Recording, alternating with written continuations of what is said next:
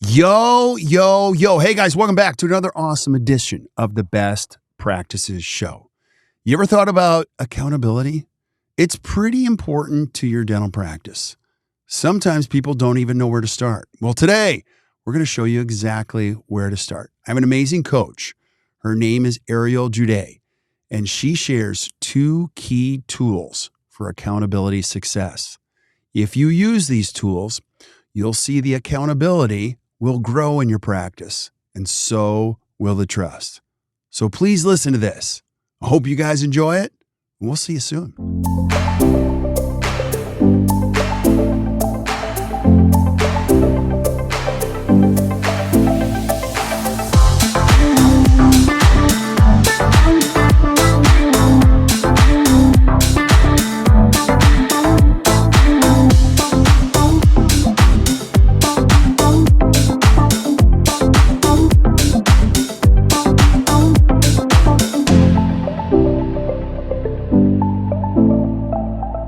Hey guys, welcome back to the Best Practices Show podcast. You ever thought to yourself, gosh, I need some help. I need some tools to improve my practice today that would improve this thing called accountability, which keeps coming up. It's a big theme. It's a big theme in conversations with dentists.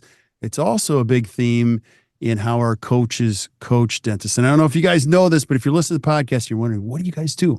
We coach dental practices all over the country. And I have an amazing coach on today, Ariel Juday, and we're going to be talking about two very important tools for accountability success. Ariel, thanks for being on. I appreciate you. Yeah, I'm happy to be back. All right. It's after the first of the year. We're kind of getting back into it. We've taken some time off. And so, we talk a lot behind the scenes about all these tools. Let's start here. Why are tools and why are these tools so important in your coaching process? Well, I think the first part is accountability is not easy, Right. And so we need, and I believe that these tools that we're going to talk about they make it easy. They help us in a very simple way. And then the second thing is, along with keeping that accountability is all of our teams and our doctors and our team members, and coaches, we all have goals and we want to hit these goals. But how do you know if you're achieving them? So it's really important to bring in some data and some numbers so that we can take the feelings out of our decision making. Yeah, and that's a big deal because if you're like me, I'm an eye on the disc profile, which means everything is a feeling emotionally up and down. And I tell myself crazy stories. The important thing about running a business or doing anything that you're going to improve is you need to be grounded in data because data removes all emotion. But the challenge for most dentists is the data in the past was all money. If you've been doing this as long as I have, 30 years, most team huddles or team meetings were about production, production, production. Now, those are important. Don't get me wrong.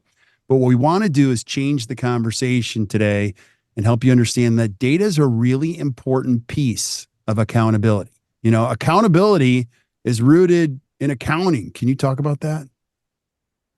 Well, I think, like you said, is the numbers and the data, What in accounting, what are we accounting for, What numbers are we holding ourselves accountable for? What are we tracking?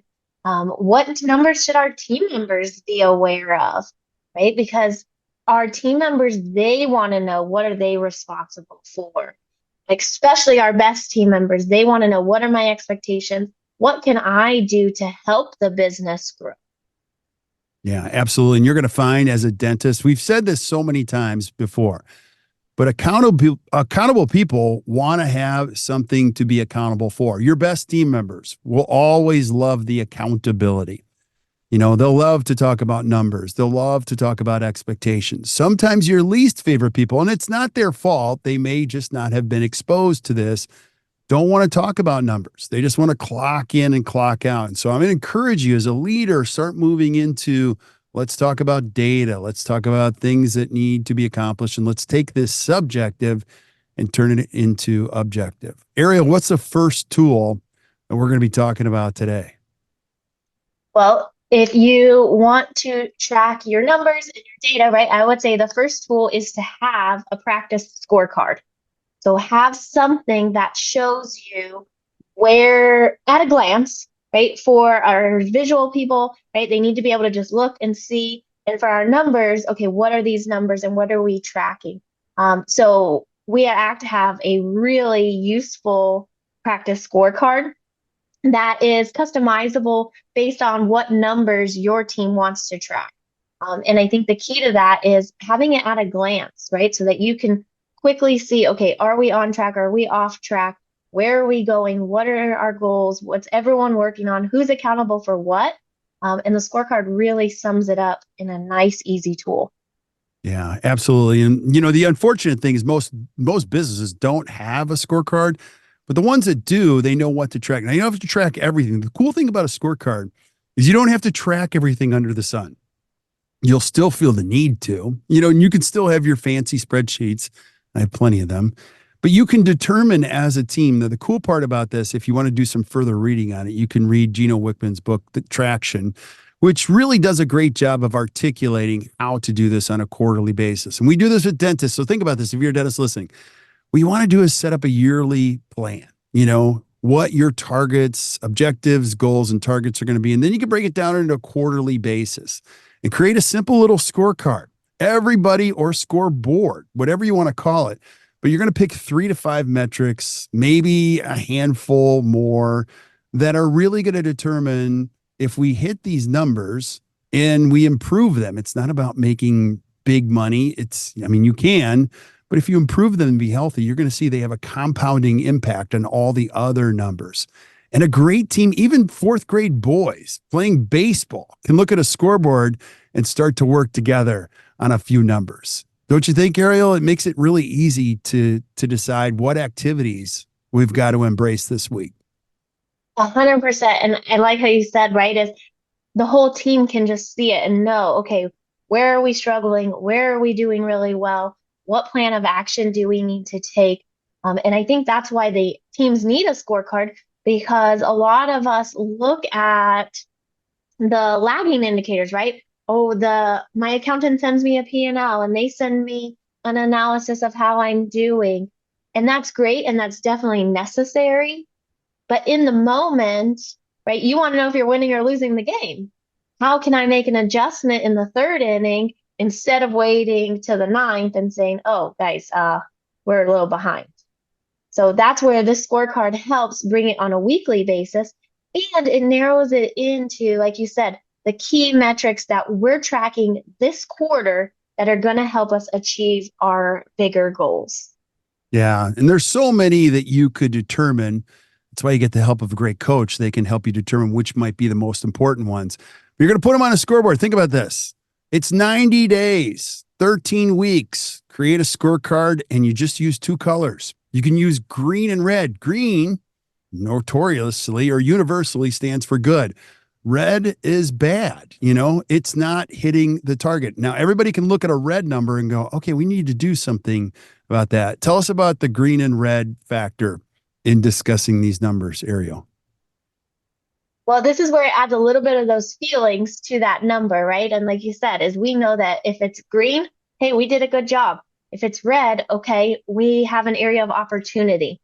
And the reason I like that is because, right, it adds meaning to those numbers. A number is just a number unless you say, okay, what does this mean? And if we see, okay, red this week, okay, red next week, the 3rd week in a row, right, of hitting red, okay, hold on, everyone needs to hit the pause button. Let's talk about what's going on so that we can make this adjustment before it's too late.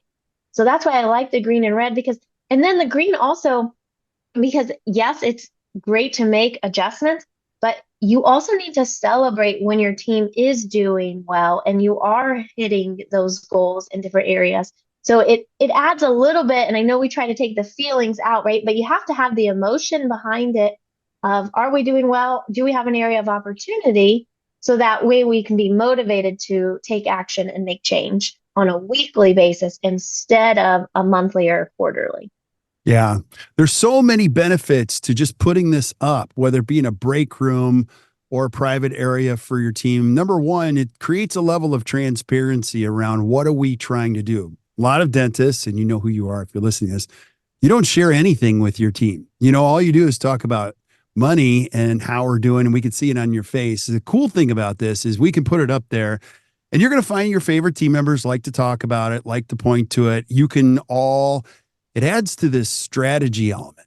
Some of your team members are going to go, why are we measuring that? And you can say, because philosophically, that's a very important number to the style of practice that I want to create, which might include perio percentages. A lot of times people say, well, I'm a restorative dentist. I really care about overall health.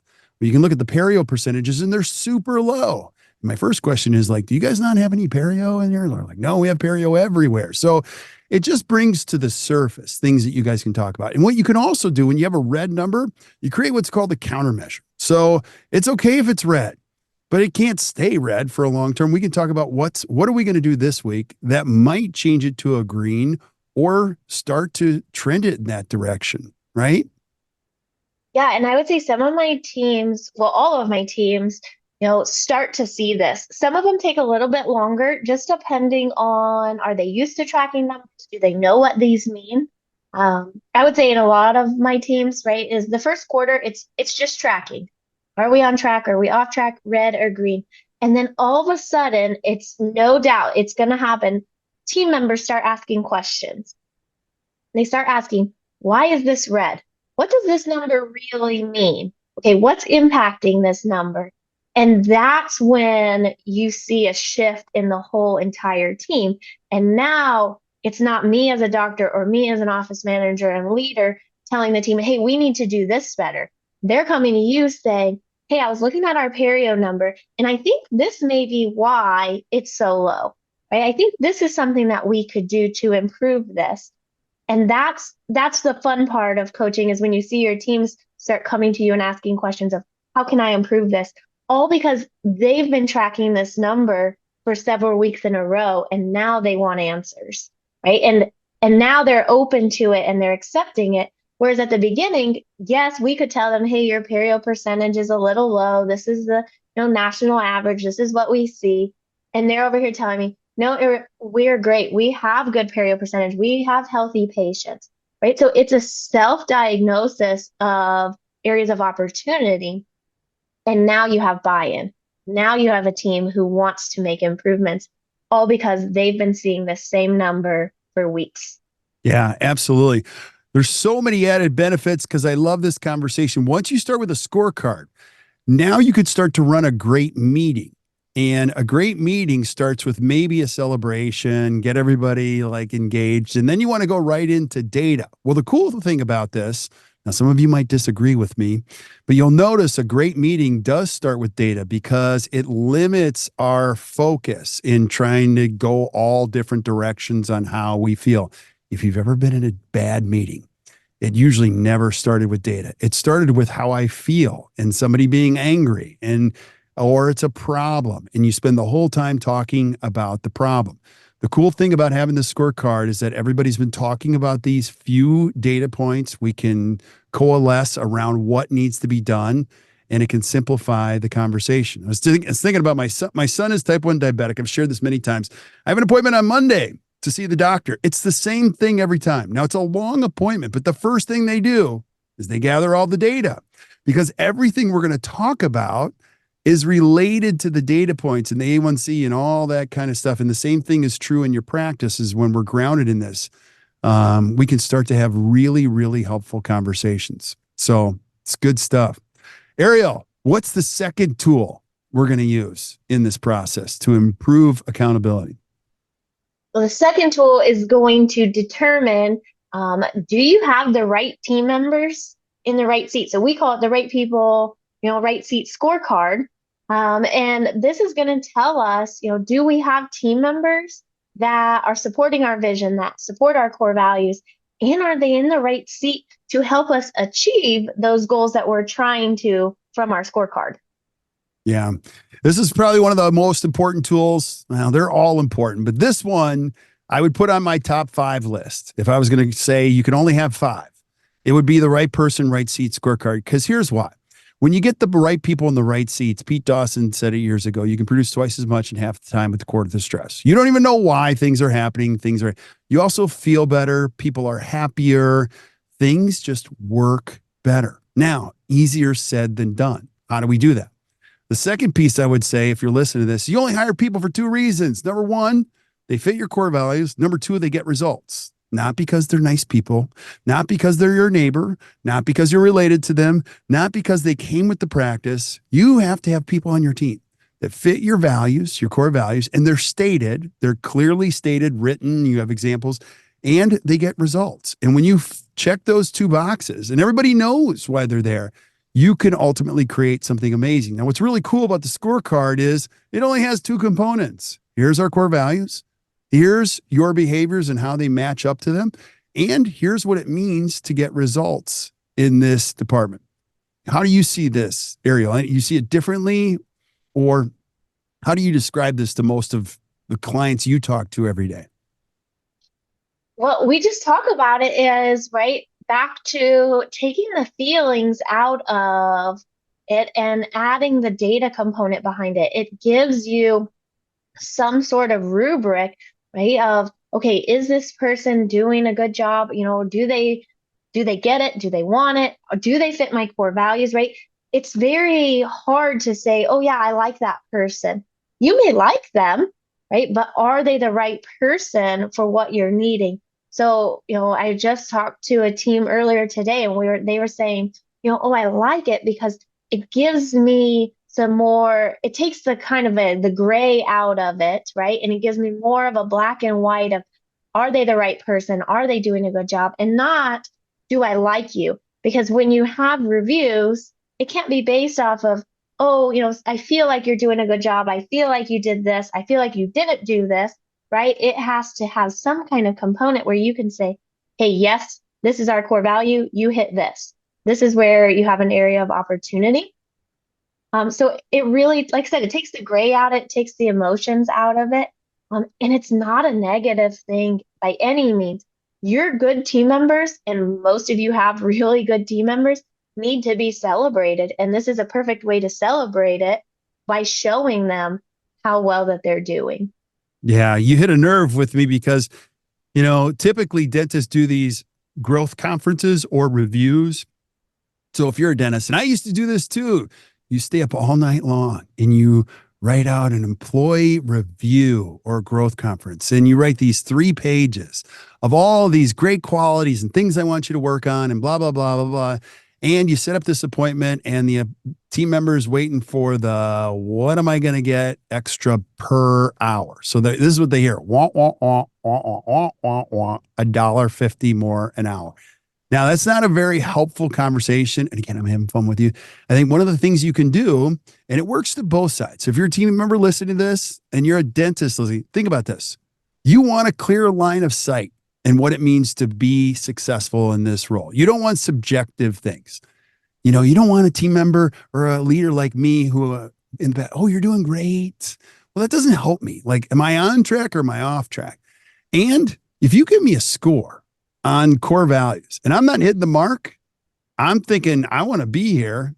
What does this mean that you gave me average in each one of them? I'm going to expect a higher score next time. And you are too. And if my results are suffering and I care about the role, I'm going to come to you and say, coach me because I want to be better. It also gives me a great window to ask for a raise. And you as a dentist, if somebody's hitting the mark or exceeding the mark, you want that to be, you want that to show up in these scorecards. One last thing I'll add about the scorecards too. These are tools. And when you use them correctly, all of the wasted storytelling and emotions and late nights staying up, talking to yourself about like this team member isn't making it or isn't working, they go away because you can just ground yourself in the scorecard. So if you have a partner dentist or an office manager or anybody else on your leadership team and you're struggling with a team member, don't talk about it. Just run the team member through the scorecard. And now you've got data against how they are performing with their core values and how they're performing in their role. And we have something specific to talk about. Anything else you would add to that, Ariel? No, I mean, really, just to do this for all of your team members, right? The ones that maybe are not hitting the mark, they need to know, and they need to have the opportunity to make improvements. But if you don't tell them that they're not hitting the mark or even what the mark is, then how are they supposed to do better? And then I will also say for your good team members, yes, to celebrate them as well, but they also want to know, are you doing something about those team members who are below the mark? So it goes really hand in hand into building a really good culture. And then once you know that you have a good culture, right, like you said, you have right people in the right seats, you're going to start hitting goals that you didn't even think were possible, that you didn't even come up with, your team came up with. So you really have to do it. And like you said, is just sit down, fill it out, like take out the emotion, put it into numbers, and then just have the conversation. Yeah, absolutely. Nothing tolerates a great team member than when you consistently, you know, or nothing frustrates a great team member than when you consistently tolerate a bad one. And when you're being consistent with a scorecard like this, with every team member, what you said is so key is you got to do it with everybody. And as you do it, you'll get better at being more clear and helping people succeed. Remember, the big goal here is you want to create an amazing team of people, and you want to grow leaders that grow other leaders. And by doing this, you're going to model a great behavior that they can take to the people that they coach and they manage, and they can be super clear and they can build great people underneath them if that's one of your goals. And there's one challenge that's a big one to the right people scorecard. We mentioned core values. If you haven't done the core values work, that's going to be a little bit of a stopgap. You know, you're only going to be able to talk about results and how they're doing. But as you lean into your core values, now we have 6 of them here. You can articulate them. You can list them. You can actually say to a team member, and remember, like, your biggest challenge will be with people that don't fit your core values. So you got to be able to call them out. What do you say to dentists that haven't really discovered their core values in the coaching process with them and how to use this? Any thoughts? Well, first, right, if you don't have it, you really can't judge and rate your team members on if they're the right people, because they don't know, right? So you have to sit down and say, hey, what are your core values? You know, what are things that you really value in team members? And then put the team members through it and see, okay, do they fit these core values? Do they not? It really goes hand in hand too, because when I was talking to my team earlier about it, 'cause it's literally perfect timing for them. They were saying, well, I don't know if my core values are right. I don't know if, we have all of the right core values. And I was like, and I told him, I said, well, we have them drafted. You've done it. You've put them into place. Let's go ahead and run the right people scorecard with our current core values. What that's going to show us is, one, are the team members following the core values that we told them were important to us? And then two, it will make your core values come to life, right? Like really bake for you. And hey, this is the one that we're missing. All of our team members either do this, or this is one that we really need to add in. So I think they go hand in hand, but you have to have somewhere to start. You can't just say, yeah, they're the right people and not give them expectations, because what does that mean? Something different to everyone. Right. Absolutely. And it sounds like hard work. It is. It's very hard work. But if you follow what Ariel said, you will start to develop some clarity around what your values are. I remember the first draft of what we had. It's somewhat close to what we have now, but it changed over time. And through these conversations, you get clearer and clearer and clearer. One more thing I'll say about core values. We say this a lot. It's like the most important thing you ever do. They're not like words that are aspirational, like integrity and excellence. Okay, those are great words, but I don't know how to behave around those words every day.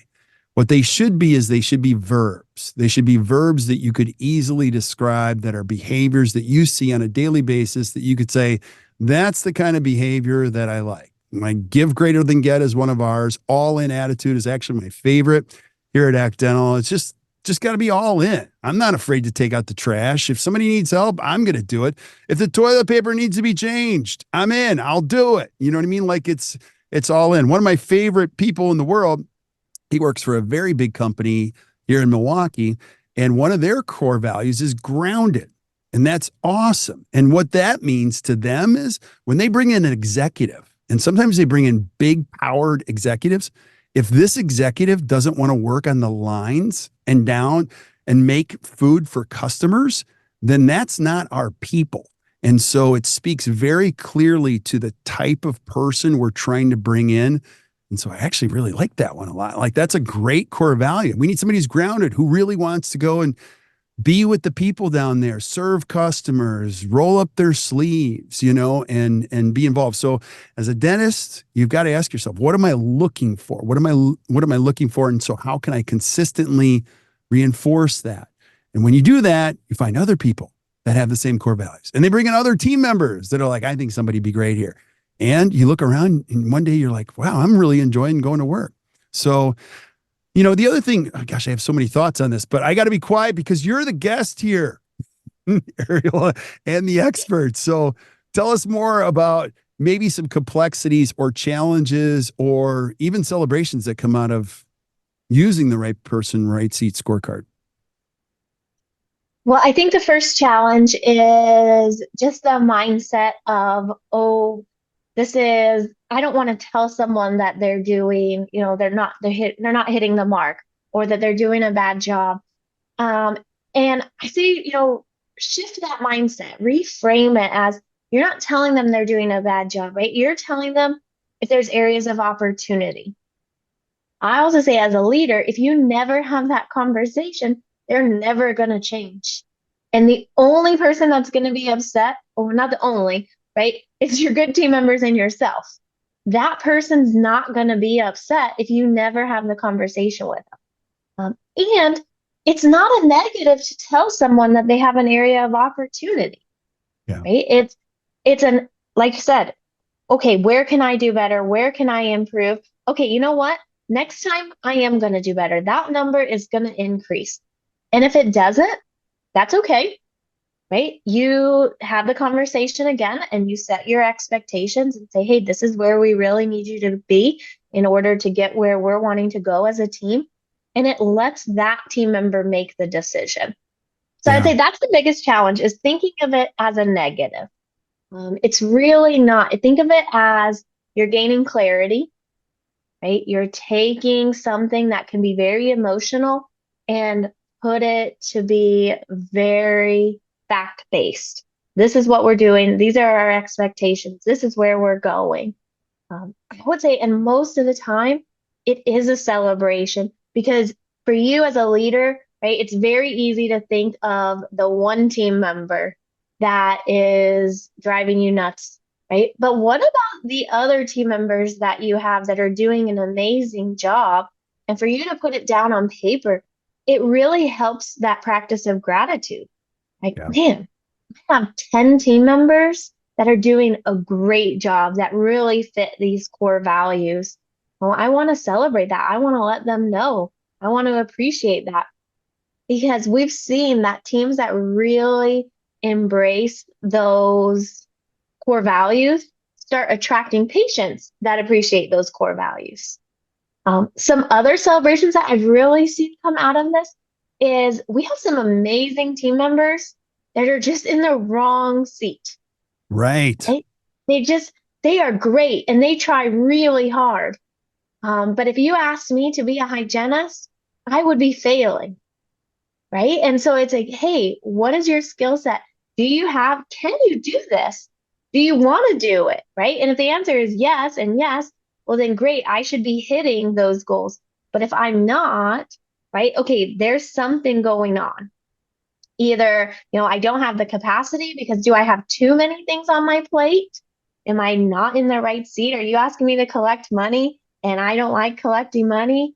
Or are you asking, someone to just do something that's really outside of their comfort zone or their skill set? So you really start seeing, okay, we have great people on the team. Sometimes we just need to rearrange where they're sitting and what they're doing so that they can hit their full potential. And that's really when you see team members shine is they have a different enjoyment coming in to work every day. And it becomes less of work, right? They want to be there. They want to do it. They want to see those numbers grow because now it's in their skill set and they're not having to really just like get up the courage to do it every day. Yeah, what you said is so true. And as a leader, you think about leadership being inspiring people and making people feel good. And those are important, but nothing will make you a better leader faster than using the right person's scorecard consistently and being clear about what you're trying to create, because that will happen. What Ariel just said, you'll find people that have incredible skill sets and they're not in the right position. You also find people in positions that are key positions and they don't have the right skill set for that. And that's okay. You have to be able to call that out, because if you don't, you're going to wear the stress of that. You're also going to try this a couple times and it's going to not feel comfortable. It's going to be terrible and it's going to force the process along. I won't tell you the whole story, but I hired a great person and we paid him a lot of money and he's still a great person. And I gave him the scorecard after 30 days and he hated it. And he said, well, maybe I'm not your person. I'm like, no, I'm just giving you feedback in 30 days. No, he's like, well, maybe I should quit. I'm like, no, I didn't want that. Well, the very next morning, I got an email saying, consider my employment at Act Dental terminated immediately at like 7:30 in the morning. Now, was that a good move? Probably for us, because I needed somebody to understand that role, and it's okay. And he ended up finding a great role that was better suited for him. And I think it's one of those things that you just have to be okay. Leadership is messy. We talk about it as a coaching team, like hard part that you have as a leader is you got to step up and have some difficult conversations. And by using this tool and having a scorecard, they become less difficult. They become less emotional. They become more subjective. And you can be more consistent, and everyone can expect that from you. So, any last thoughts you have on this, Ariel? I think the only thing that's really coming to my mind is this is a way for you to have clarity.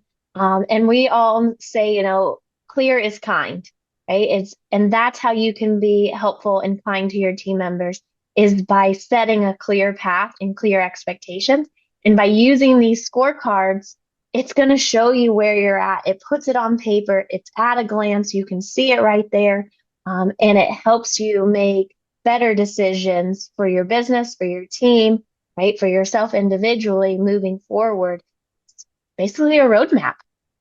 Yeah, it's a roadmap. And speaking of that, if you're kind of struggling with any of this, we're going to put it down in the show notes. You're actually going to be able to download a copy of the Right People, Right Seats scorecard, and you can see an example of what we mean by that. We want you to use it, put it into play. I promise you, you'll look back after using it for 2 years and go, that's one of the most important things I've ever done. And then we're also going to include a roadmap to practice profitability, where you can apply what's in the roadmap and put it right in your scorecard and determine what KPIs might work best for you. And if you're just struggling, like, I don't even know what to do, don't do that. We've got a full-time therapist here. Her name is Gina. No, I call her that because she does. She listens to a lot of people's stories and she's amazing. So her email is gina@actdental.com. You can just tell her what's on your mind. And we've got a lot of valuable tools and we can help you with the process. If you need some help, we're always here to help. So Ariel, thank you so much for being on. I always enjoy these conversations. Yes, thank you. I love it. Awesome. Awesome. Well, stick around while we say goodbye to everybody else. And thank you guys for listening to the Best Practices Show podcast. Hey, if you enjoyed today, do us a favor, just hit the share button, share this with your friends, keep sending us suggestions for things you guys want to see. I don't know how it's working. I don't know why it's working, but the downloads continue to grow. I love the feedback. We're just so grateful that you keep showing up. And as a result, we're going to keep bringing it so you guys can have a better practice and a better life. So until next time, until we see you next time, or you hear from us next time, keep watching or keep listening to the Best Practices Show. You guys enjoy your day.